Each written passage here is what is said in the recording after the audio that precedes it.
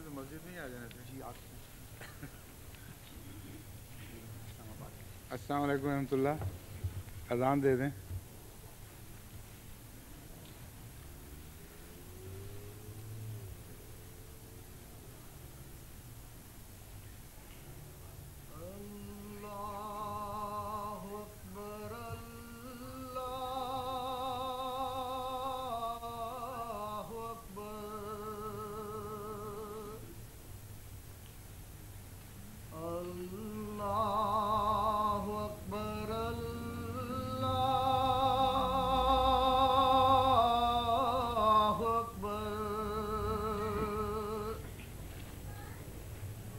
أشهد أن لا إله إلا الله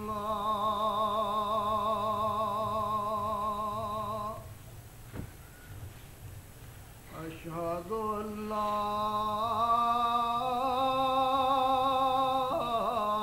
إله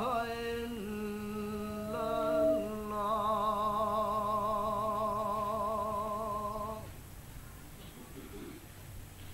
أشهد أن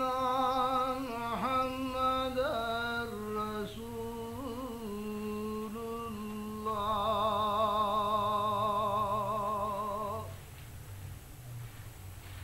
أشهد أن محمدا رسول الله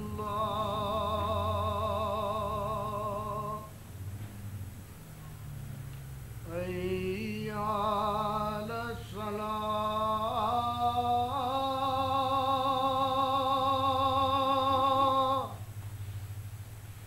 حي على الصلاة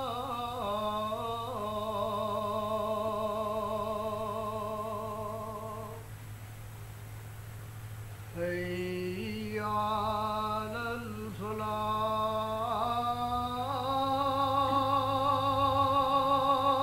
الفلاح حي على الفلاح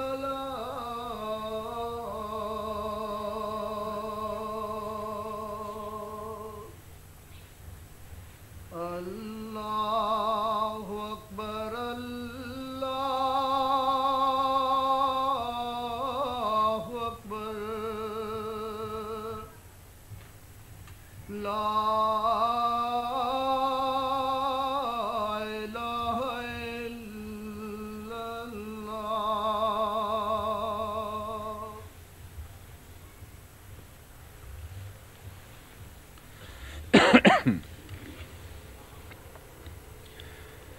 أشهد أن لا إله إلا الله وحده لا شريك له وأشهد أن محمدا عبده ورسوله. أما بعد فأعوذ بالله من الشيطان الرجيم. بسم الله الرحمن الرحيم. الحمد لله رب العالمين الرحمن الرحيم مالك يوم الدين. إياك نعبد وإياك نستعين.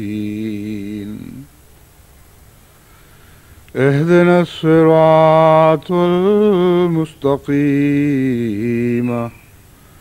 صراط الذين أنعمت عليهم غير المغضوب عليهم ولا الضالين.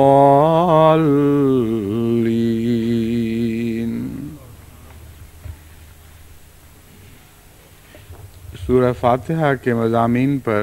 جو سلسلہ چل رہا ہے، خطبات کا سلسلہ چل رہا ہے، اس میں سے غالباً آج کا یہ خطبہ آخری ہوگا، کیونکہ اب ہم مغضوب علیہم کے ذکر میں داخل ہو چکے ہیں، اور اس ذکر سے انشاءاللہ آج نکل کر پھر نماز کی بقیہ دعاؤں اور حمد و ثنا سے متعلق میں کچھ بات کروں گا۔ وہ دعائیں جو قرآن کریم نے مغضوب علیہم اور ضالین کی دعائیں محفوظ کی ہیں، ان میں ہمارے لیے بہت بڑے سبق ہیں۔ کچھ دعاؤں کا ذکر اس سے پہلے گزر چکا ہے۔ آج سورہ مومنون کی دعا 104 تا 109 دعا تو اس میں سے غالباً 107 اور 108 آیات پر مشتمل ہے، لیکن یہ آیات اس دعا سے کے تعلق میں ہیں، اس لیے ساری آیات درج کر دی گئی ہیں۔ دعا یہ ہے، قالوا ربنا غلبت علینا شقوتنا وکننا قوما ضالین۔ وہ خدا سے یہ عرض کریں گے کہ اے ہمارے رب، غلبت علینا شقوتنا، ہم پر ہماری بدنصیبی نے غلبہ پا لیا تھا، وکننا قوما ضالین، اور ہم گمراہ قوم بن چکے تھے۔ ربنا اخرجنا منہا فإن عدنا فإنا ظالمون۔ اے ہمارے رب، ہمیں اس جہنم کی حالت سے نکال دے، پھر اگر ہم دوبارہ وہی حرکتیں کریں تو پھر یقیناً ہم ظالموں میں سے ہوں گے۔ قال اخسئوا فیہا ولا تکلمون۔ اللہ تعالیٰ ان سے فرمائے گا کہ تم اس میں دور ہٹ جاؤ اور مجھ سے کلام نہ کرو۔ یہ جتنی بھی دعائیں محفوظ کی گئی ہیں ان میں سے غالباً اپنے مضمون کے لحاظ سے سب سے زیادہ دردناک دعا ہے، کیونکہ اس سے پہلے یہ ذکر تو ملتا ہے کہ خدا نے دعا کی اجازت دی اور لوگ دعا کرتے رہے اور پکارتے رہے، لیکن دعا رد ہوتی رہی۔ لیکن یہ ایک ایسی دعا ہے جس کے متعلق اللہ تعالیٰ فرماتا ہے کہ مجھ سے کلام نہ کرو اور اپنی اس حالت میں اور دور تک پیچھے ہٹ جاؤ۔ اس مضمون کا ان کے اس اقرار سے تعلق ہے، قالوا ربنا غلبت علینا شقوتنا۔ انہوں نے کہا اے خدا، اس دنیا میں بدنصیبی ہم پر غالب آ گئی تھی، اور بدنصیبی کا غلبے کی یہ تفسیر ہے کہ سب سے زیادہ بدنصیب وہ قوم ہوا کرتی ہے جو خدا سے اس طرح تعلق توڑ لے کہ اس کو پکارنا اور دعا میں اس کو یاد رکھنا ہی بھول جائے، گویا خدا کا کوئی وجود ہی نہیں رہا۔ پس در حقیقت خدا کے جواب نے غلبت علینا شقوتنا کی تفسیر فرما دی ہے، اور ہمیں یہ سمجھایا ہے کہ دنیا میں سب بدنصیبیوں سے بڑھ کر بدنصیبی کیا ہوا کرتی ہے۔ ایسی قومیں بھی دنیا میں ہیں جن پر مصیبتوں کے وقت بھی آتے ہیں، تب بھی وہ خدا کو نہیں پکارتے، اور بہت سے ایسے لوگ ہیں جو مصیبت کے وقت خدا کو یاد کرنے لگ جاتے ہیں۔ ان کا ذکر خدا تعالیٰ نے مختلف جگہوں پہ فرمایا، اور ساتھ یہ بھی فرمایا کہ یہ جانتے ہوئے بھی کہ وہ دوبارہ اس پہلی حالت کو لوٹ جائیں گے، پھر بھی ہم بعض دفعہ ان کی دعائیں سنتے رہے، کیونکہ ان کو دعا کی طرف توجہ تو تھی، یہ خیال تو آتا تھا کہ ہمارا ایک رب ہے، اس کی طرف ہمیں جھکنا چاہیے اور اس سے مدد مانگنی چاہیے، لیکن وہ بدنصیب جن پر بدنصیبی غلبہ پا جائے وہ دعا کے مضمون ہی کو بھول جاتے ہیں۔ اس پہلو سے آج کی دنیا پر اگر آپ نظر ڈالیں تو یقیناً انسان یہ کہہ سکتا ہے کہ والعصر ان الانسان لفی خسر، کہ زمانے کی قسم یہ زمانہ بہت بڑے گھاٹے میں جا رہا ہے، کیونکہ آج دنیا کی بھاری اکثریت وہ ہے جو دعا کا مضمون ہی بھلا چکی ہے۔ جتنی دعا جماعت احمدیہ میں کی جاتی ہے اور جتنا دعا کا ذکر جماعت احمدیہ میں چلتا ہے، بعض ایسے بڑے بڑے خطے ہیں جہاں सारी आबादी मिलकर भी सारी ज़िंदगियों में उतना दुआ का जिक्र नहीं करती जितना जमात अहमदिया एक साल बल्कि एक महीने में करती है। बल्कि जमात अहमदिया की दुआओं के बाज़ दिन बाज़ बर्र आज़मों की दुआओं पर गालिब आ जाते हैं। बस दुआ ही में हकीकत में रूहानी ज़िंदगी है, और जो कौम दुआ के ज़रिए खुदा ताला से ताल्लुक़ काट लेती है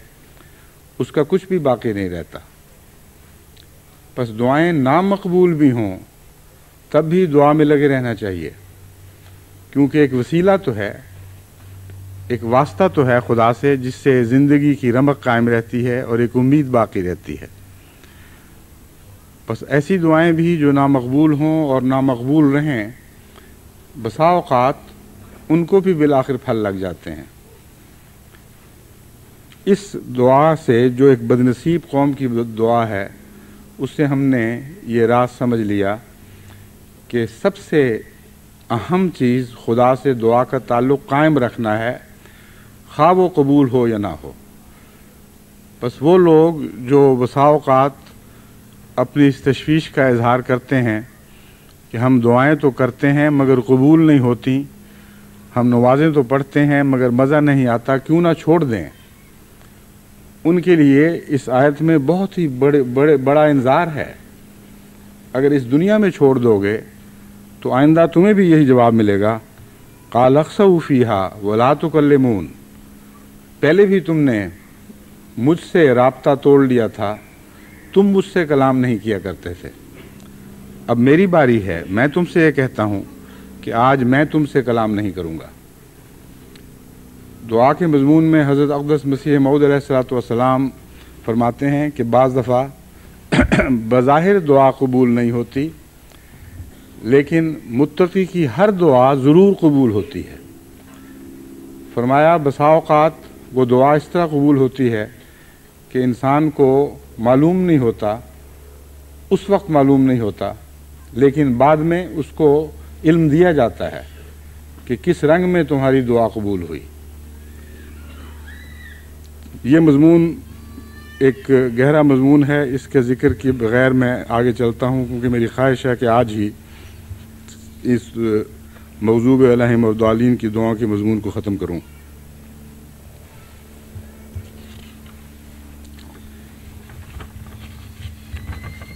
एक ऐसी दुआ का ज़िक्र इस्लामी लिटरेचर में मिलता है, या ऐसे दुआ करने वाले का ज़िक्र इस्लामी लिटरेचर में मिलता है जो एक लंबे अरसे तक दुआएं करता रहा और दुआएं नामकबूल होती रहीं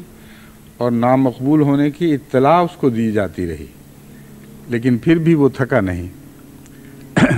बयान किया जाता है कि एक बुज़ुर्ग कोई ख़ास दुआ किया करते थे और उनके बहुत से मुरीद थे, क्योंकि वो बहुत ही तक़वा शार इंसान थे और दूर दूर तक उनकी नेकी की शोहरत फैल चुकी थी। बहुत से मुरीद आते थे और कुछ अरसा सोबत पाकर चले जाया करते थे, लेकिन एक ऐसा मुरीद था जिसने कभी उनका दामन नहीं छोड़ा। उसके मुतल्लिक आता है कि एक दफ़ा उसने अपने पीर से, उस बुज़ुर्ग से कहा कि 12 साल से मैं ये देख रहा हूँ कि आप एक दुआ रोज़ाना करते चले जाते हैं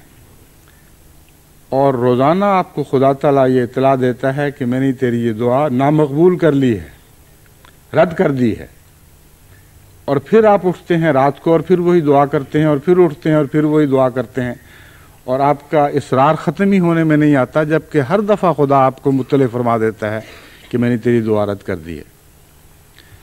उन्होंने जवाब दिया कि देखो, मैं एक भिखारी और फ़कीर इंसान हूँ, फ़कीरों का काम मांगना है और खुदा मालिक है, उसका काम मानना या ना मानना है। वो अपना काम करता चला जा रहा है, मैं अपना काम करता रहूँगा। ये बात अभी ख़त्म नहीं हुई थी कि उस बुज़ुर्ग को इल्हाम हुआ कि जा, हमने तेरी तमाम उम्र की दुआएं कबूल कर ली हैं। तो बाज़ दुआओं का वफा से ताल्लुक़ होता है। बंदे का काम नहीं है कि खुदा से कलाम का ताल्लुक़ तोड़ ले, ये सबसे बड़ी गुस्ताखी है। اگر ماں باپ بھی اپنے بچے کی کوئی بات نہ مانیں اور وہ روٹھ کر مانگنا چھوڑ دیں تو ماں باپ کو سخت تکلیف پہنچتی ہے اور وہ اسے اپنی ذاتی طور پر بے ادبی اور گستاخی سمجھتے ہیں۔ ماں باپ کے مقابل پر بچے کا رشتہ جو ہے وہ ایک معمولی رشتہ ہے، لیکن خدا کے مقابل پر بندے کا رشتہ تو بہت ہی عاجزی کا رشتہ ہے۔ اس لیے ان باتوں کو سمجھیں اور خدا سے کلام کا تعلق توڑنے کا تصور بھی دل میں نہیں آنا چاہیے۔ بس وہ لوگ جو سمجھتے ہیں کہ ان کی دعائیں قبول نہیں ہوتی یا نمازوں میں لطف نہیں آتا، ان کو یہی نصیحت ہے کہ وہ بندگی کرتے چلے جائیں۔ یقیناً خدا تعالیٰ ان کی دعاؤں کو کسی نہ کسی رنگ میں قبول فرمائے گا، اور ہرگز بعید نہیں کہ ایک وفا شعار بندے کو آخر وہی جواب ملے جو اس بزرگ کو ملا تھا کہ ہم نے تیری ساری عمر کی دعائیں قبول کر لیں۔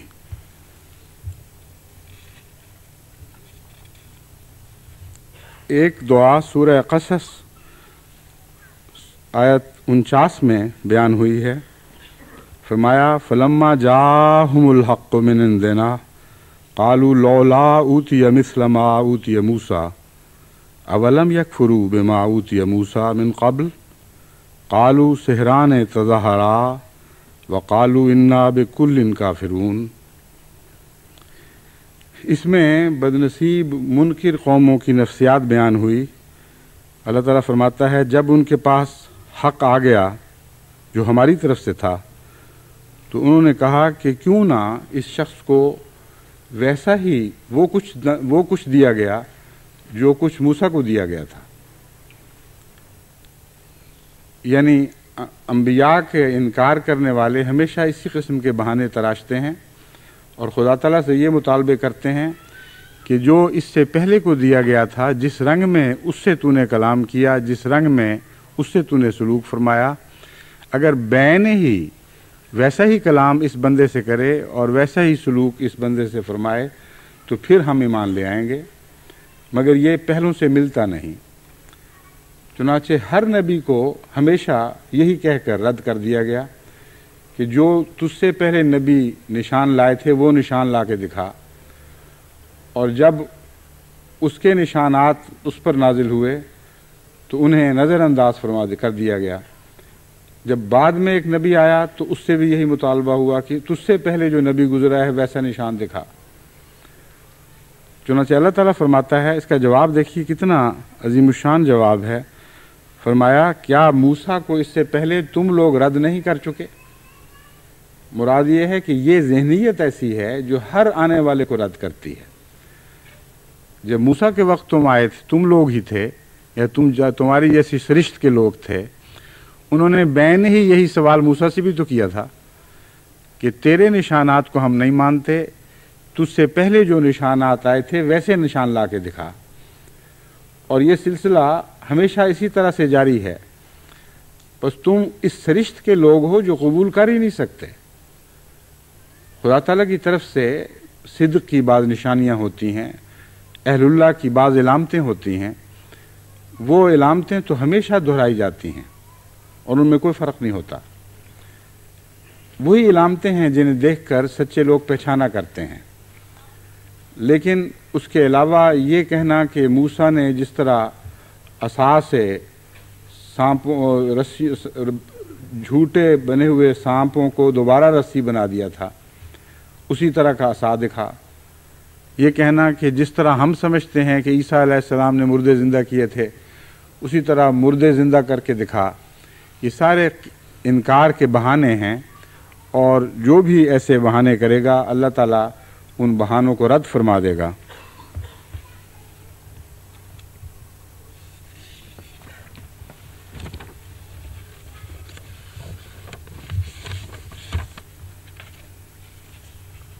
ایک دعا سورہ قصص 63 تا 65 میں درج ہے۔ میں جب آیات کا نمبر لیتا ہوں تو یہ دعا سے پہلے اور بعد کی آیات کا نمبر بھی بیچ میں لے لیتا ہوں، وہ پس منظر کے طور پر اور بعد میں آنے والے جواب کے طور پر لکھی گئی ہیں، لیکن میں صرف دعا پڑھ کے سناؤں گا۔ فرمایا قال الذین حق علیہم القول ربنا ہؤلاء الذین اغوینا अग़वैनाहुम कमा अग़वैना तबर्राना इलैका मा कानू इय्याना याबुदून। वो ये कहेंगे, वो लोग जिन पर खुदा ताला का फ़ैसला सादिर हो जाएगा, हक़्क़ा अलैहिमुल क़ौल, वो वईद जो उनको दिए गए थे, जिस अज़ाब से उनको डराया गया था, उस अज़ाब में दाखिल होने का वक्त उनके सामने आ जाएगा। उस वक्त वो ये कहेंगे, रब्बना हाउलाइल लज़ीना अग़वैना, ऐ हमारे रब, ये वो लोग हैं जिन्हें हमने गुमराह किया था। इससे पहले एक ऐसी दुआ गुजरी है जिसमें गुमराह होने वाले लोग खुदा से अर्ज़ करते हैं कि ऐ खुदा, ये वो बदबख्त हैं जिन्होंने हमें गुमराह किया था। लेकिन कुछ ऐसे लोग भी हैं जो ये इकरार करेंगे कि हमने फ़लाँ को और फ़लाँ को और फ़लाँ को गुमराह कर दिया था, कमा गवैना, जैसा कि हम खुद भी गुमराह हो गए थे। तबर्राना इलैका, आज हम तेरी तरफ अपने गुज़श्ता आमाल से अलग होकर लौटते हैं, यानी पिछले आमाल से बरियत करते हुए तेरी तरफ आ रहे हैं। मा कानू इय्याना याबुदून, तबर्राना इलैका मा कानू इय्याना याबुदून। यहाँ दरअसल एक और मज़मून शुरू हो गया है, मा कानू इय्याना याबुदून। इसका ताल्लुक़ फिर उन्हीं लोगों से है जिनके मुतल्लिक़ कहा गया कि हमने इनको गुमराह किया था, और इक़रार की वजह भी बयान कर दी गई है। इस आयत को समझने के लिए ये आखिरी जो टुकड़ा है ये इसकी चाबी है कि वो लोग क्यों खुद कहेंगे कि हमने इनको गुमराह किया था। लोग तो ऐसे मौके पर कहा करते हैं कि जी हमारी तौबा, हमने तो कुछ नहीं किया, लेकिन अज़ाब को देखते हुए बाज़ लोग ये क्यों कहेंगे कि हम इकरार करते हैं कि हम भी गुमराह थे और हमने इनको गुमराह किया था। आखिर पर यह कहा गया है मा कानू इय्याना याबुदून, कि ये हमारी इबादत नहीं किया करते थे। असल बात यह है कि सबसे बड़ी सज़ा उन लोगों के लिए है जो दुनिया में झूठे माबूद बन जाएं, और उनके लिए सबसे खौफनाक जहन्नम है जो खुदा से हटाकर अपनी इबादत की तालीम देने लगें। ये मज़मून ऐसे फ़र्ज़ी खुदाओं के ऊपर चिस्पा हो रहा है जो बाज़ दूसरे लोगों के साथ जहन्नम के सामने पेश किए जाएंगे,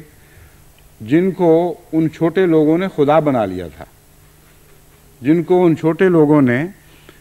माबूद की सिफ़ात दे दी थी।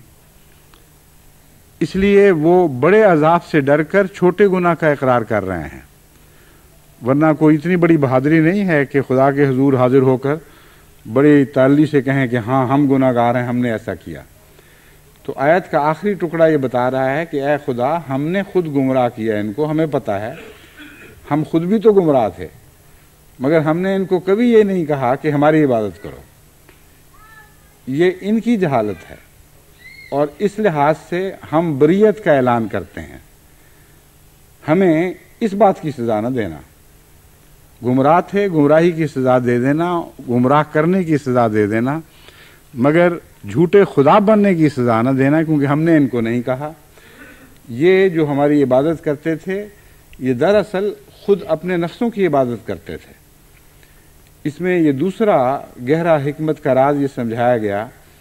कि झूठे खुदाओं की इबादत करने वाले किसी और की इबादत नहीं करते, बल्कि अपने नफ्स की इबादत करते हैं, अपने फ़र्ज़ी क़िस्सों की इबादत करते हैं, अपने मफादात की इबादत करते हैं, और हकीकत में उन झूठे खुदाओं से उनका कोई ज़ाती ताल्लुक़ नहीं होता, ना कोई मुशाहदा होता है। जिसके साथ कोई ज़ाती ताल्लुक़ ना हो, जिसको मुशाहदा ना किया गया हो, उनकी इबादत नहीं की जाती हकीकत में, बल्कि अपनी अगराज़ और अपने नफूस की इबादत की जाती है, अपने तवाहमात की इबादत की जाती है। बस इस आयत ने बहुत से फितरी राजों से पर्दा उठाया और ये समझाया कि वो इंसान जब कोई बड़े गुनाह में मुलव्वस पाया जाता है या उस पर इल्ज़ाम लगता है, तो वो छोटे गुनाह का इकरार कर लिया करता है, लेकिन उसका फ़ायदा कोई नहीं, کیونکہ قیامت کے دن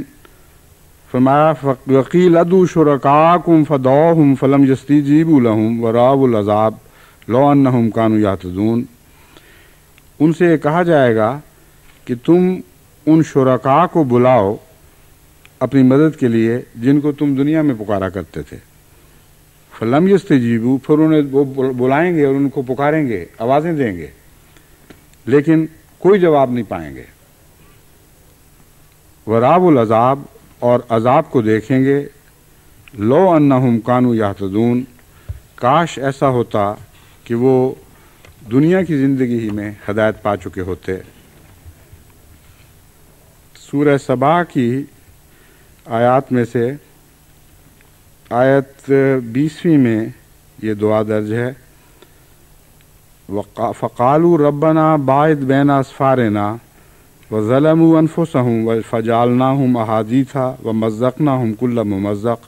ان فی ذلک لآیات لکل صبار شکور، کہ وہ حضرت سلیمان کی قوم کے لوگ، یہ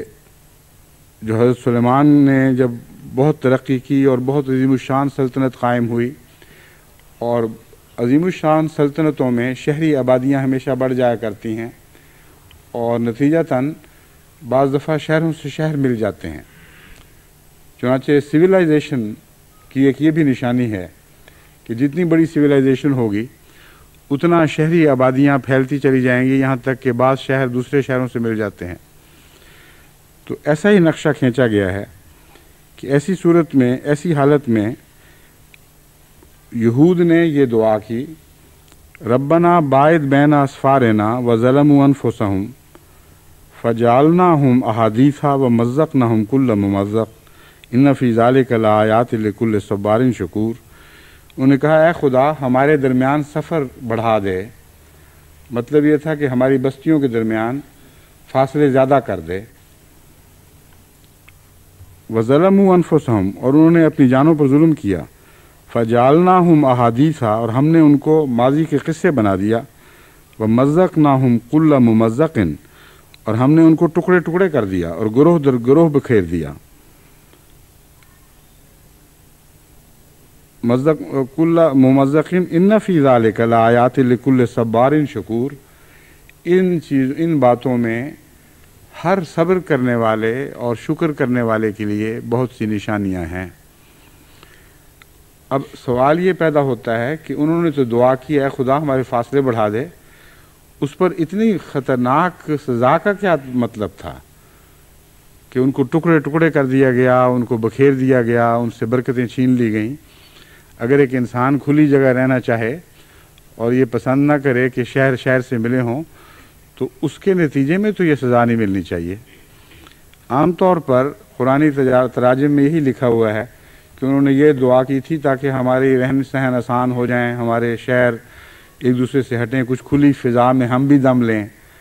شہر کی تنگیوں سے گھبرا گئے تھے اور یہ دعا کی۔ حالانکہ یہ بات درست نہیں،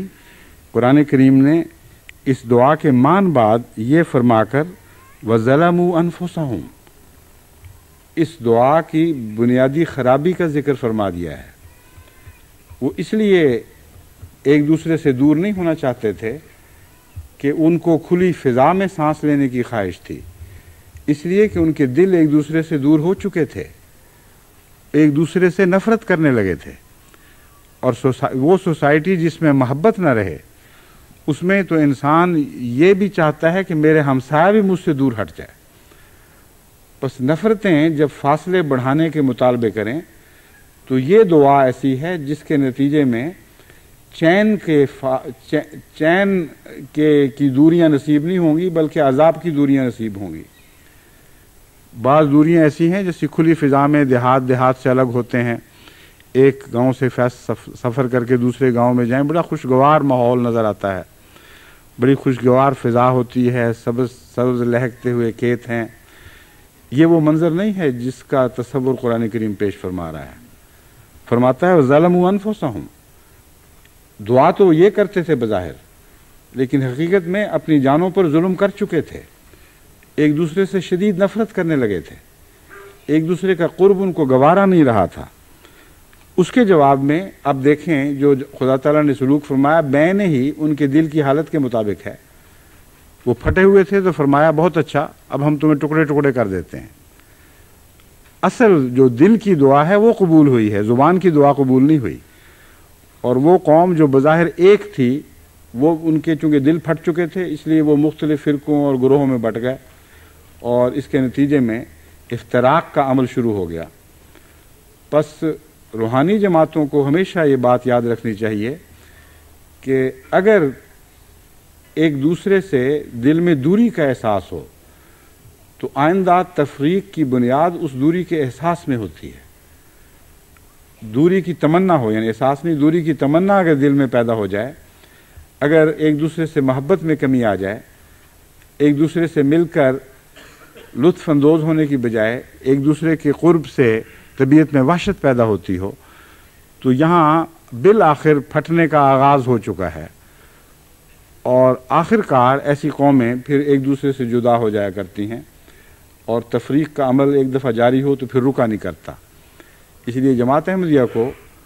इख्वा बनकर रहना ज़रूरी है, हमेशा के लिए एक दूसरे की मोहब्बत में मुंसलिक रहना चाहिए। और जहाँ भी ये ख़तरा देखें कि अहमदी को अहमदी से दूरी हो रही है, वहाँ उनके दिलों में ख़तरे के अलार्म बज जाने चाहिए। और ये दुआ नहीं करनी चाहिए कि बायद बैन आसफारना, ये दुआ करनी चाहिए कि ऐ खुदा हमारे फ़ासले कम कर दे। वो दुआ करनी चाहिए जिसका पहले जिक्र गुज़र चुका है कि रब्बना ला तजल फ़ी क़ुलूबिना गिल्लन लिल्लज़ीना आमनू, ऐ हमारे खुदा हमारे दिलों में तो टेढ़ापन और अपने भाइयों से कजी पैदा हो रही है, अपने भाइयों के ख़िलाफ़ नफ़रतें जन्म लेने लगी हैं। बस ऐ खुदा तू फ़ज़ल फरमा और हमारे दिलों में अपने मोमिन भाइयों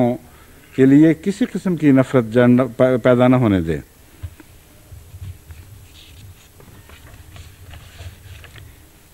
एक दुआ सूरह फातिर से ली गई है आयत 38 में, वो है वहुम यस्तरखून फ़ीहा रब्बना अखरिजना नामल सालिहन गैरल्लज़ी कुन्ना नामल अवलम नुअम्मिरकुम मा यतज़क्करु फ़ीहि मन तज़क्करा व जाअकुमुन नज़ीर फ़ज़ूक़ू फ़मा लिज़्ज़ालिमीन मिन नसीर। कि वो चीख चीख कर खुदा को पुकारेंगे, यानी जब उनको सज़ा दी जाएगी तो एक शोर पड़ जाएगा, एक कोहराम पड़ जाए, उठ खड़ा होगा। वो कहेंगे या रब्बना अखरिजना नामल सालिहन, ऐ खुदा हमें इस अज़ाब से निकाल, नामल सालिहन हम यकीनन अच्छे अमल करेंगे, गैरल्लज़ी कुन्ना नामल उन अमाल के सिवा जो अमाल हम किया करते थे। यहाँ ये इस तकरार की क्या ज़रूरत है? जब कह दिया कि हम अच्छे अमल करेंगे तो इस तकरार की क्या ज़रूरत है? गैरल्लज़ी कुन्ना नामल, यानी वो अमाल नहीं करेंगे जो हम किया करते थे। इसकी वजह यह है कि इस दुनिया में बद अमाल लोग हमेशा यही दावा करते हैं कि हम अच्छे अमल कर रहे हैं। चुनांचे कुरान करीम ने शुरू ही में इनका जिक्र करते हुए फरमाया वइज़ा क़ील लहुम ला तुफ़सिदू फ़िल अर्ज़ि क़ालू इन्नमा नहनु मुस्लिहून, कि जब उनको कहा जाता है कि ज़मीन में फ़साद न करो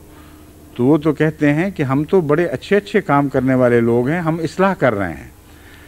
तो फरमाया क़यामत के दिन जब सज़ा का वक्त आएगा उस वक्त वो खूब समझ चुके होंगे कि हम अच्छे आमाल का नाम लेकर बदियाँ किया करते थे। तो वो खुदा से ये नहीं कहेंगे कि हमें भेज दे हम अच्छे अमाल करें, उनको फ़ौरन ख्याल आएगा कि एक किस्म के अच्छे अमाल तो पहले ही हम किया करते थे, उसी की तो सज़ा मिल रही है। तो वजाहत करेंगे दुआ में, ए खुदा हम अच्छे अमाल करेंगे, यानी वो अमाल नहीं करेंगे जो हम पहले इससे किया करते थे। अवलम नुअम्मिरकुम, खुदा फरमाता है हमने क्या तुम्हें लंबी उम्रें नहीं दी? इसका मतलब ये है कि हर शख्स को उसकी तौफीक के मुताबिक इस दुनिया में मोहलत दी जाती है, तब वो पकड़ा जाता है। और कोई शख्स जिसको सज़ा मिलनी मुक़द्दर है वो उतनी उम्र ज़रूर पाता है जितनी उम्र में उसकी बदियों की पुख्तगी साबित हो जाए, जिसके मुतालिक कुरान करीम खुदा ताला ये हुक्म सादिर फरमा सके कि तुझे इतनी लंबी मोहलत मिली थी اتنے مواقع ملے اصلاح کے، تو اپنے بدحال پر قائم رہا، راسخ رہا، مستحکم ہو گیا، اس کے بعد اب تجھے یہ کہنے کا حق نہیں کہ مجھے لوٹا دے تاکہ میں نیک اعمال کروں۔ پھر فرمایا کہ اس کے علاوہ ایسی عمر نہیں ملی تھی ما یتذکر فیہ من تذکرہ، جس کے نتیجے میں وہ شخص جو نصیحت پکڑنا چاہے وہ نصیحت پکڑ سکتا تھا۔ یعنی اتنی مہلت ضرور ملتی ہے انسان کو کہ اسے اگر اتنی ہوش ہو کہ نصیحت پکڑ سکے تو وہ ضرور پکڑے گا۔ جاءکم النذیر، اور اس کے علاوہ تمہارے پاس ڈرانے والے بھی آئے۔ فذوقوا فما للظالمین من نصیر، بس اب اپنے اعمال کا مزہ چکھو کیونکہ ظالموں کے لیے کوئی مددگار نہیں۔ سورہ صاد میں 17ویں آیت ہے، وَقَالُوا رَبَّنَا عَجِّل لَنَا قِطَّنَا قَبْلَ يَوْمِ الْحِسَاب،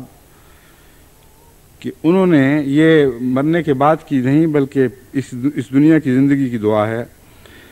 بعض ایسے لوگ تھے جو یہ دعا کیا کرتے تھے، ربنا عجل لنا قطنا قبل یوم الحساب، کہ اے خدا ہمیں یوم حساب سے پہلے ہی جو کچھ چکھانا ہے یہاں چکھا دے۔ اس دعا کے دو مطلب ہیں۔ ایک تو یہ معنی ہو سکتا ہے کہ اے خدا اس دنیا میں جو کچھ ہمیں دینا ہے دے دے، ہمیں آخرت کی کوئی پرواہ نہیں۔ یعنی ایک قسم کا تمسخر ہے جو وہ کرتے ہیں دعا میں۔ وہ کہتے ہیں کہ جو قیامت کے دن ہوگا دیکھا جائے گا، اپنے مومنوں کو دے دینا جو کچھ دینا ہے، ہمیں تو اس دنیا میں جو کچھ میسر آتا ہے وہ دے دے تاکہ ہمارا حساب یہیں صاف ہو جائے، قیامت میں ہمیں کچھ نہیں چاہیے۔ یہ دعا وہی کر سکتا ہے جس کو قیامت کا یقین نہ ہو، جس کو اعتماد ہی نہ ہو کہ مرنے کے بعد کی کوئی زندگی ہے اور کوئی جزا سزا ہے۔ اس لیے یہ دعا ان معنوں میں تمسخر کا رنگ رکھتی ہے، اور یہی دعا بغاوت کا رنگ بھی اختیار کر جاتی ہے، جبکہ بعض ظالم لوگ خدا سے یا خدا والوں سے مطالبہ کرتے ہیں کہ جس عذاب کی تم باتیں کرتے ہو مرنے کے بعد آئے گا، مرنے کے بعد کس نے دیکھنا ہے وہ عذاب، اب لاؤ عذاب، اب اگر کچھ دکھا سکتے ہو تو لا کے دکھا دو۔ چنانچہ وہ ابو جہل کی جس دعا کا اس سے پہلے ذکر گزرا ہے وہ بھی اسی مضمون کی دعا تھی۔ تو یہ دونوں طریق نہایت ہی خطرناک اور مہلک ہیں۔ انسان کو قرآن کریم کی دعاؤں کے مطالعہ سے ایک بات خوب کھل جاتی، انسان پر ایک بات خوب کھل جاتی ہے کہ جہاں بھی مغضوب علیہم کی دعائیں ہیں وہاں ان کی دعاؤں کی عاجزی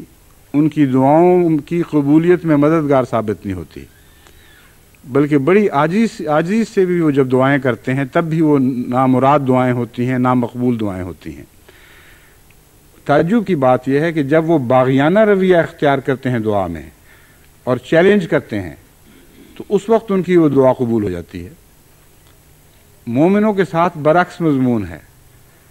مومن جتنا عاجزی اختیار کرتا ہے اتنی اس کی دعا قبول ہوتی ہے، اور جہاں اس کے ذہن میں کوئی باغیانہ تصور سائے کی طرح بھی آئے وہاں اس کی دعا رد ہو جاتی ہے۔ چنانچہ دیکھیں سب سے خوفناک باغیانہ دعا شیطان نے کی تھی اور خدا نے ساری کی ساری دعا قبول کر لی۔ اس کی وجہ یہ ہے کہ وہاں چیلنج ہے خدا کی عظمت اور جبروت کو، اور چیلنج اگر قبول نہ ہو تو اس میں سبکی ہوتی ہے، اور انسان یہ سمجھ سکتا ہے کہ ہم نے دھمکی بھی دی، ہم نے چیلنج بھی دیا اور اس کے باوجود قبول نہیں ہوئی کیونکہ خدا بھاگ گیا گویا، نعوذ باللہ۔ پس ظالم کی دعا جب بغاوت کا رنگ اختیار کرتی ہے تو وہ مقبول ہو جایا کرتی ہے۔ ایسے بہت سے چیلنج حضرت مسیح موعود علیہ السلام کو جب دیے گئے تو وہ قبول ہوئے، اور عاجزانہ دعائیں ان کی نامقبول ہوتی ہیں کیونکہ عجز کا وقت جو ہے وہ کھو چکے ہوتے ہیں۔ تو مومن چونکہ عاجزی اختیار کرتا ہے اور یہی اس کو زیب دیتی ہے، اس لیے عجز کے ساتھ مومن کی دعاؤں کی قبولیت کا گہرا تعلق ہے۔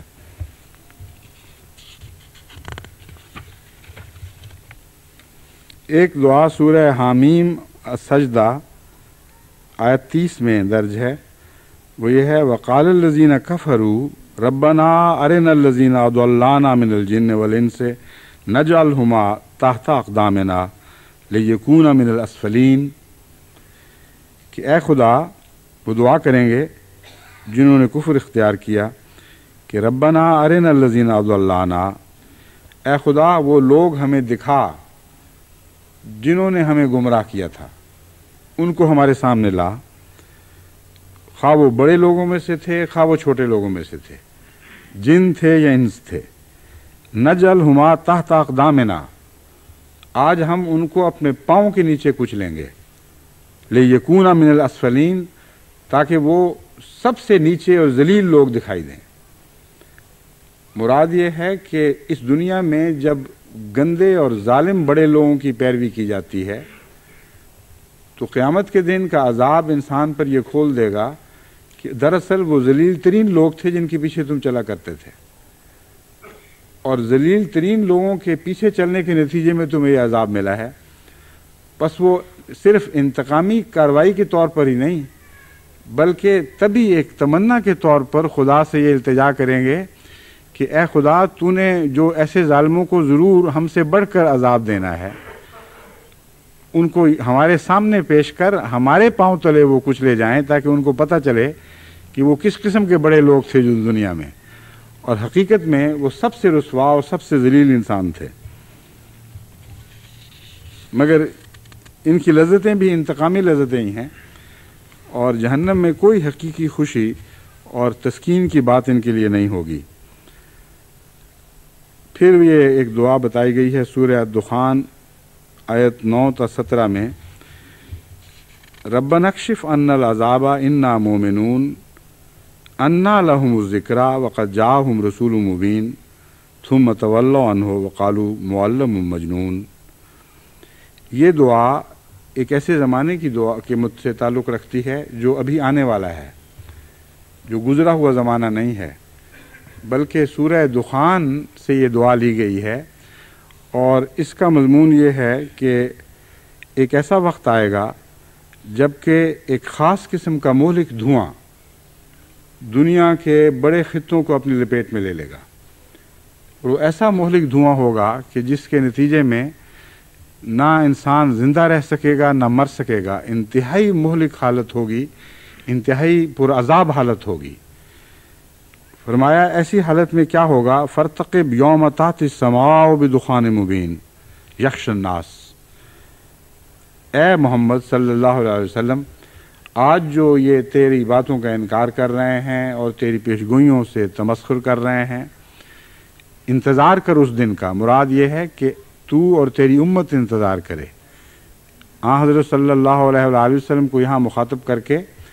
آپ کے بعد آنے والے آخری زمانے تک پیدا ہونے والے مسلمانوں کو مخاطب فرما دیا گیا ہے، اہل اسلام کو مخاطب کیا گیا ہے، اور یہ بتایا گیا ہے کہ بعض ایسی پیشگوئیاں ہیں جو لازماً پوری ہونے والی ہیں۔ ان میں سے ایک دھوئیں کی پیشگوئی ہے۔ اب آپ سوچئے کہ آج سے 1400 برس پہلے دھوئیں کے عذاب کا کوئی تصور ہی پیدا نہیں ہو سکتا تھا، کسی انسان کے وہم و گمان میں بھی نہیں آ سکتا تھا کہ کوئی ایسا دھواں ہوگا جو زمین کے بڑے بڑے خطوں کو ڈھانپ لے گا، اور اس کے نیچے نہایت دردناک عذاب ہے۔ یہ ایٹمی دور کی بات ہے، اور ایٹمی دور سے پہلے کے انسان کے خواب و خیال میں بھی یہ بات نہیں آ سکتی تھی۔ بس اس دعا میں ہمارے لیے قرآن کریم کی صداقت کا بھی ایک عظیم الشان نشان ہے۔ فرمایا اے محمد ان سے کہہ دے کہ ہم تجھ سے یہ کہتے ہیں کہ تو انتظار کر، ایک ایسا زمانہ لازماً آئے گا جب کہ ایک بہت بڑا دھواں دنیا کے عظیم خطوں کو ڈھانپ لے گا۔ یخش الناس، یہاں خطوں کی بجائے لوگوں کا ذکر فرمایا ہے، کیونکہ دراصل وہ دھواں ظالم انسانوں کو سزا دینے کے لیے ان پر مسلط کیا جائے گا۔ ھذا عذاب علیم، یہ تو بہت ہی دردناک عذاب ہے۔ اب بتائیے کہ اس زمانے کا انسان تو درکنار، آج سے 100 سال پہلے کا انسان بھی کیا یہ تصور کر سکتا تھا کہ کوئی ایسا دھواں دنیا پہ پھیلے گا جس کے نیچے بہت ہی دردناک عذاب ہے؟ سوائے ایٹمی دھوئیں کے اور کوئی تصور اور کوئی دلیل اس دھوئیں کے تصور کی موجود ہی نہیں. جس کو یہ علم ہو کہ ایک ایٹم بم کے نتیجے میں بہت خوفناک قسم کے بادل اٹھیں گے اور وہ دنیا کو ڈھانکیں گے، جہاں جہاں جائیں گے وہاں عذاب پھیلاتے چلے جائیں گے، جب تک یہ علم نہ کسی کو ہو یہ بات نہیں کہہ سکتا. بس یقیناً یہ خدا کا کلام ہے، عالم الغیب خدا کا کلام ہے، حضرت اقدس محمد مصطفیٰ صلی اللہ علیہ وآلہ وسلم کا کلام نہیں. آگے فرمایا وہ کیا دعا کریں گے اس وقت، ربنا اکشف عنا العذاب انا مومنون. وہ یہ کہیں گے کہ اے خدا اس عذاب کو ہم سے ٹال دے، ہم ایمان لے آئیں گے. بس معلوم ہوتا ہے کہ جب تک یہ واقعہ نہ ہو اسلام کی طرف بنی نوع انسان کا رجوع نہیں ہوگا، کیونکہ یہ دھوئیں کا عذاب اس وقت آئے گا بنی نوع انسان پر جب کہ بنی نوع انسان اکثریت کے لحاظ سے شریر ہوں گے، ورنہ تو خدا کا اتنا خوفناک، خدا کی طرف سے اتنا خوفناک عذاب نیک بندوں پر نہیں آیا کرتا. اگر وہ ایمان لے آتے تو اس عذاب کے آنے کا سوال ہی باقی نہ رہتا. بس یہ استدلال کیا جا سکتا ہے کہ اسلام کے قبول عام کے وقت سے پہلے لازماً نیوکلیئر بامز دنیا میں چلیں گے اور دنیا کی ترقی یافتہ قومیں جو چاہیں کر لیں اس قسم کی نیوکلیئر جنگ سے ہمیشہ کے لیے بچ نہیں سکیں گی. بالآخر ضرور ان کی غلطیاں ان کو نیوکلیئر وارفیئر پر مجبور کر دیں گی اور اس کے نتیجے میں دو باتیں پیدا ہوں گی. بہت ہی خوفناک زہریلے دھوئیں کے بادل دنیا پر پھیلیں گے اور انسانوں کو شدید عذاب میں اور دردناک عذاب میں مبتلا کریں گے. دوسری بات یہ کہ اس کے نتیجے میں وہ ایمان لانے کی طرف متوجہ ہو جائیں گے. اس سے پہلے بھی ہیروشیما اور ناگاساکی میں 2 بم پھٹ چکے ہیں، لیکن ان کے نتیجے میں انا مومنون کا وعدہ کی آواز وہاں بلند نہیں ہوئی تھی اور نہ دنیا نے اسلام کی طرف توجہ کی. بس اس لیے میں قطعی طور پر یقین کر رکھتا ہوں کہ اس آیت کا اور اس دعا کا تعلق آئندہ زمانے سے ہے، اور جب تک بنی نوع انسان کو اس قسم کی خوفناک سزا کے ذریعے جھنجھوڑا نہیں جائے گا اس وقت تک وہ اسلام کی طرف متوجہ نہیں ہوں گے. فرمایا انا لہم ذکرا وقد جاءہم رسول مبین. اب وہ نصیحت کیسے مانگ رہے ہیں، کس منہ سے کہتے ہیں کہ ہم نصیحت پکڑیں گے. وقد جاءہم رسول مبین، ان میں ایک کھلا کھلا رسول ظاہر ہو چکا ہے. بس یہ کوئی اسی زمانے کے رسول کی بات ہو رہی ہے. حضرت صلی اللہ علیہ وآلہ وسلم کی غلامی میں ایک ایسے رسول کا ذکر ہے جس نے ان کو تنبیہ کرنی تھی اور تنبیہ کر دی تھی. اور حضرت مسیح موعود علیہ الصلوۃ والسلام کے سوا گزشتہ 1400 سال میں ایک بھی انسان ایسا نہیں گزرا جس نے ایٹمی ہلاکت سے دنیا کو متنبع کیا ہو. بس اس آیت کا گہرا تعلق احمدیت سے اور حضرت اقدس مسیح موعود علیہ الصلوۃ والسلام کی ذات سے ہے. آپ تمام بزرگوں کی تاریخ کا مطالعہ کر لیں، 1400 سال میں ایک بھی بزرگ ایسا نہیں ملے گا جس نے ایٹمی ہلاکت کا تصور خدا سے علم پا کر دنیا کے سامنے پیش کیا ہو. یا قرآن کریم کی اس آیت میں یہ ذکر موجود ہے، یا حضرت مسیح موعود علیہ الصلوۃ والسلام کو اللہ تعالیٰ نے الہاماً بتایا کہ ایسی خوفناک جنگیں آنے والی ہیں یا ایسے خوفناک زلازل دنیا میں ظاہر ہونے والے ہیں جن کے نتیجے میں بڑے وسیع خطہ ہے عرض زندگی کی ہر قسم سے محروم رہ جائیں گے. اب یہ بات بہت ہی گہری قابل غور بات ہے. اس وقت تک حضرت مسیح موعود علیہ الصلوۃ والسلام کے زمانے میں جب کہ الہاماً آپ کو یہ خبر دی گئی تھی، ایٹم کے تصور کا تو کیا سوال، ایٹم بم کے تصور کا تو کیا سوال، ابھی ہوائی جہاز بھی ایجاد نہیں ہوئے تھے. 1905 میں پہلی مرتبہ وہ معمولی سا جہاز ایجاد ہوا ہے جو امریکہ میں جس کا تجربہ کیا گیا تھا، لیکن اس کو بھی دنیا نے مذاق کے طور پر لیا تھا. وہ کون سی ہستی تھی جو حضرت مسیح موعود علیہ الصلوۃ والسلام کو اس بات سے اس بارے میں متنبع فرما رہی تھی کہ زمین کے علاقے زندگی کی ہر قسم سے محروم رہ جائیں گے. جو کنونشنل وارفیئر ہے اس کے نتیجے میں انسان ہلاک ہو سکتے ہیں، جانور ہلاک ہو سکتے ہیں، مگر جراثیم تو ہلاک نہیں ہو سکتے، حشرات الارض تو ہلاک نہیں ہوا کرتے۔ زندگی کی ہزاروں قسمیں ہیں جن پر دنیا کی خوفناک ترین جنگ بھی اثر انداز نہیں ہوتی سوائے اس کے کہ وہ ایٹمی جنگ ہو۔ ایٹم بم کے نتیجے میں زمین کی گہرائی تک زمین زندگی کی ہر قسم سے عاری ہو جاتی ہے، اور یہ وہی دخان مبین ہے جس کی بات ہو رہی ہے۔ بس اس لیے میں نے یہ بات کھولی کہ اس دعا کا تعلق آنے والے وقت سے ہے، اور اس عذاب کے نتیجے میں دنیا کو اسلام کی طرف توجہ پیدا ہوگی۔ بس ہم پر یہ مضمون کھل چکا ہے، اس لیے ہمیں آج دعا کرنی چاہیے ان لوگوں کے لیے، کیونکہ عذاب کے وقت کی دعا قبول نہیں ہوا کرتی۔ جب ہم پر بات خوب روشن ہو گئی تو امن کی حالت میں اگر بے قراری سے بے چین لوگوں کے لیے دعا کی جائے تو وہ ضرور مقبول ہو جایا کرتی ہے۔ بس آج جماعت احمدیہ کو یقین کے ساتھ کہ آنے والا وقت ضرور ہے، اور اس وقت کو احمدیت کی دعاؤں کے سوا کوئی چیز ٹال نہیں سکتی۔ بڑی ہمدردی اور بہت ہی گہرے فکر کے ساتھ ایسے وقت سے بنی نوع انسان کے بچنے کے لیے دعا کرنی چاہیے، اور یہ دعا کرنی چاہیے کہ اللہ تعالیٰ ان کو پھر ایمان نصیب فرما دے، اور میں یقین رکھتا ہوں کہ اس کے بعد پھر انشاءاللہ اسلام کے غلبے کے دن آئیں گے۔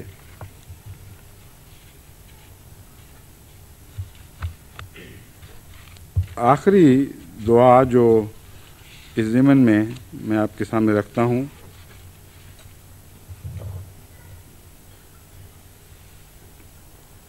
وہ وہی مضامین ہیں جو پہلے دہرائے جا چکے ہیں، صرف ایک نتیجہ خدا نے اس کے بعد ایسا نکالا ہے جس کو ہمیشہ ہمیں پیش نظر رکھنا چاہیے۔ وہ آیت دعا یہ ہے وَأَنفِقُوا مِمَّا رَزَقْنَاكُم مِّن قَبْلِ أَن يَأْتِيَ، یعنی یہ تو نصیحت ہے، اس کے بعد دعا آتی ہے، اور دعا بھی ایک امکانی دعا ہے، یعنی کسی قوم کا ذکر نہیں فرمایا گیا کہ وہ یہ دعا کرتی ہے، بلکہ فرمایا کہ ایک ایسا وقت آ سکتا ہے جب کہ ہر انسان اس قسم کی دعا کرے۔ فرمایا وَأَنفِقُوا مِمَّا رَزَقْنَاكُم مِّن قَبْلِ أَن يَأْتِيَ أَحَدَكُمُ الْمَوْتُ فَيَقُولَ رَبِّ لَوْلَا أَخَّرْتَنِي إِلَىٰ أَجَلٍ قَرِيبٍ فَأَصَّدَّقَ وَأَكُن مِّنَ الصَّالِحِينَ۔ فرمایا اس دن سے پہلے پہلے خرچ کرو ہر اس چیز میں سے جو ہم نے تمہیں عطا کی ہے۔ کون سے دن سے پہلے؟ من قبل ان یاتی احدکم الموت، اس سے پہلے کہ تم میں سے کسی کو موت آ جائے، فیقول رب لولا اخرتنی الی اجل قریب، پھر وہ کہے کہ اے خدا کاش تو نے مجھے کچھ تھوڑی سی اور مہلت دے دی ہوتی، فاصدق واکن من الصالحین، تو میں تیرے نشانات کی تصدیق کرتا اور صالحین میں سے، نیک عمل کرنے والوں میں سے ہو جاتا۔ فرمایا وَلَن يُؤَخِّرَ اللَّهُ نَفْسًا إِذَا جَاءَ أَجَلُهَا، یاد رکھو اللہ تعالیٰ جب کسی کی تقدیر آ جائے، جب وقت مقررہ آ جائے تو کسی جان کو پھر مزید مہلت نہیں دیا کرتا۔ وَاللَّهُ خَبِيرٌ بِمَا تَعْمَلُونَ، اور اللہ تعالیٰ خوب جانتا ہے جو تم کرتے ہو۔ اس میں دو تین باتیں احمدیوں کے لیے قابل غور ہیں اور ایک خوشخبری بھی ان کے لیے ہے۔ انفاق فی سبیل اللہ کا قبولیت دعا سے تعلق پیدا کیا گیا ہے۔ فرمایا اگر تم موت سے پہلے پہلے خدا کی راہ میں خرچ کرنے والوں میں سے ہو جاؤ تو پھر تمہاری آخری دعائیں بھی قبول ہو سکتی ہیں، لیکن اگر تم موت سے پہلے پہلے خدا کی راہ میں خرچ کرنے کا سلیقہ نہ سیکھو، یا اس سے لطف اندوز ہونا نہ سیکھو، تو پھر تمہاری کوئی دعا موت کے وقت کی قبول نہیں ہوگی۔ بس اس دنیا میں جماعت احمدیہ جو خدا کی راہ میں خرچ کرتی ہے ان کے لیے بہت بڑی خوشخبری ہے، اور حقیقت میں ایک ہی جماعت ہے دنیا میں جو اس رنگ میں پورے انہماک اور جذبے اور ولولے کے ساتھ، اور ایسے ولولے کے ساتھ جس سے وہ خود لطف اندوز ہوتی ہے، خدا کی راہ میں اور نیک کاموں پر خرچ کر رہی ہے، اور میرے علم میں کوئی دنیا میں ایسی جماعت نہیں ہے۔ بس آپ کے لیے تو اس میں بہت بڑی خوشخبری ہے، لیکن وہ احمدی جو احمدی ہونے کے باوجود خدا تعالیٰ کی راہ میں خرچ کی لذت سے ناآشنا ہیں، ان کے لیے انذار بھی ہے، کیونکہ فرمایا کہ وہ لوگ، یعنی یہ جو نہیں، یوں تو نہیں فرمایا تم لوگ خرچ کرو اس وقت سے پہلے جب کہ تمہارے دل سے میں یہ خواہش پیدا ہوگی کہ اے خدا ہمیں لوٹا دے، ہمیں مہلت دے دے، لوٹا دے نہیں مہلت دے دے کہ کچھ اور نیک کام کر لیں۔ فرمایا وہ لوگ جنہوں نے نیک راہوں پر خرچ کیا ہوگا وہ مستثنا ہیں، ان کے اوپر یہ وقت نہیں آئے گا۔ پس اگر آپ آج کی زندگی میں جو کچھ خدا نے آپ کو صلاحیتیں عطا فرمائی ہیں یا جو کچھ مال و دولت دیے ہیں خدا کی راہ میں خرچ کرتے ہیں تو آپ کو پرامن موت کی بشارت ہے۔ آپ کو وہ موت نصیب نہیں ہوگی جس میں حسرت کے ساتھ انسان یہ کہے گا کاش مجھے اور مہلت ملتی تو میں خدا کی خاطر کچھ کر لیتا۔ بس اللہ تعالیٰ جماعت کو ہمیشہ اسی حال پر قائم رکھے اور ایسی موت نصیب فرمائے جس موت کے متعلق اللہ تعالیٰ خود رضا کی نظریں ڈال رہا ہو، وہ نفس مطمئنہ ہمیں عطا کرے جس کے متعلق اللہ تعالیٰ خود قرآن کریم میں فرماتا ہے کہ جب اس کا میری طرف لوٹ آنے کا وقت آئے گا تو میں اسے کہوں گا یا ایتھا النفس المطمئنہ ترجعی الی ربک راضیۃ مرضیہ، اے نفس مطمئنہ، اے میرے بندے اپنے رب کی طرف لوٹا، راضیۃ مرضیہ، ایسی حالت میں کہ تو بھی راضی ہے اور میں بھی تجھ سے راضی ہوں، دونوں راضی ہیں، تو راضی بھی ہے اور مرضیہ بھی ہے، یعنی میری رضا کو پانے والا بھی ہے۔ فادخلی فی عبادی وادخلی جنتی، بس آ اور میرے بندوں میں داخل ہو جا، وادخلی جنتی، اور میری جنت میں داخل ہو جا، یعنی وہ جنت جو خاص میرے بندوں کے لیے بنائی گئی ہے۔ اللہ تعالی ہمیں انہی لوگوں میں داخل فرمائے جن کے ایسے پیارے اور نیک انجام کی خبر دی گئی ہے۔